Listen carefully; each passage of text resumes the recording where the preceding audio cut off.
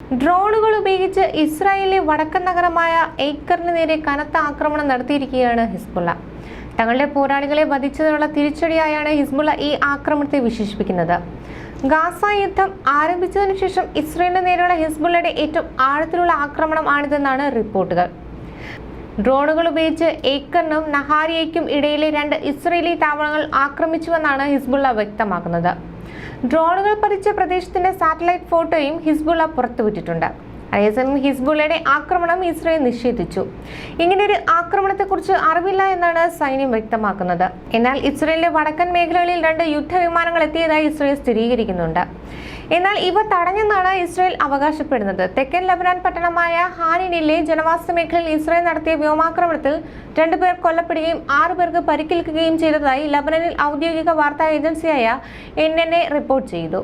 Israeli യുദ്ധവിമാനങ്ങൾ 2 നിലകളുള്ള ഒരു വീടിന് നേരെ മിസൈൽ ഉപയോഗിച്ച് ആക്രമണം നടത്തി. ഇവിടെ ഇസ്രായേൽ ആക്രമണം ആരംഭിച്ചതിനു ശേഷം നഗരം വിട്ടുപോകാത്ത ഒരു കുടുംബം താമസിച്ചിരുന്ന കെട്ടിടം പൂർണ്ണമായി തകർത്തു. ഇങ്ങനെയായിരുന്നു NNAയുടെ റിപ്പോർട്ട്. ഇതിന് മറുപടിയായി ചൊവ്വാഴ്ച തന്നെ വടക്കൻ ഇസ്രായേൽ ലക്ഷ്യമാക്കി ഡസൻ കണക്കിന് റോക്കറ്റുകൾ ഹിസ്ബുള്ള വിക്ഷേപിച്ചതായാണ് വിവരം. അതേസമയം തെക്കൻ ലബനനിൽ നടത്തിയ വ്യോമാക്രമണത്തിൽ 2 ഹിസ്ബുള്ള പോരാളികളെ വധിച്ചതായി ഇസ്രായേൽ സൈന്യം അവകാശപ്പെടുന്നുണ്ടെങ്കിലും ഹുസൈൻ അസ്കൂൾ എന്ന പോരാളിയുടെ മരണം മാത്രമാണ് ഹിസ്ബുള്ള സ്ഥിരീകരിക്കുന്നത്. ഒക്ടോബർ 7 ഇസ്രായേലിൽ ഹമാസിന്റെ ആക്രമണത്തിന് ശേഷം ഹിസ്ബുള്ളയും ഇസ്രായേൽ സൈന്യവും തമ്മിൽ ദിവസേന അതിർത്തി കടന്നുള്ള വെടിവെപ്പുകൾ നടക്കുന്നുണ്ട്. ഹിസ്ബുള്ളയുടെ റോക്കറ്റിലും ഡ്രോൺ ആക്രമണത്തിലും 1 ഡസനോളം ഇസ്രായേൽ സൈനികർ കൊല്ലപ്പെട്ടു. അതുപോലെ ഹിസ്ബുള്ളയ്ക്കും നാശനഷ്ടങ്ങൾ ഉണ്ടായിട്ടുണ്ട്.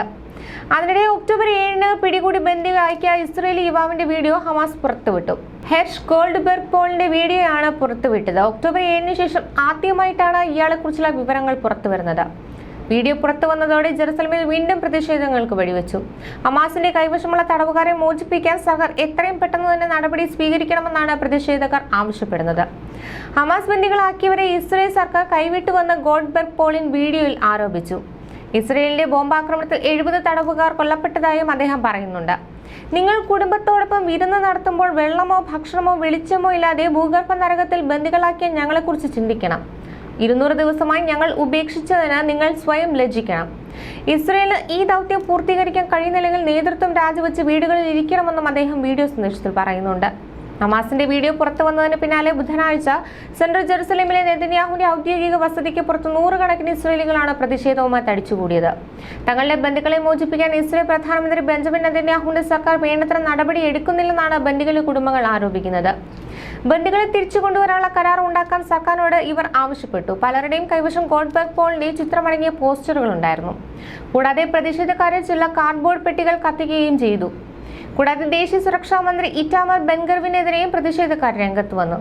ഒക്ടോബർ 7 നടന്ന ആക്രമണത്തിന് പിന്നാലെ 250ഓളം പേരെയാണ് ഹമാസ് ബന്ദികളാക്കിയത്. നിലവിൽ 100-ലധികം തടവുകാർ ഹമാസിന്റെ കൈവശമുണ്ടെന്നാണ് വിശ്വസിക്കപ്പെടുന്നത്. കൂടാതെ 30ഓളം പേർ മരിച്ചതായും കണക്കാക്കുന്നു. ബാക്കിയുള്ളവരെ നവംബറിലെ കരാർ പ്രകാരം മോചിപ്പിക്കും. മലയാളി വാർത്താ plus, like, share and subscribe.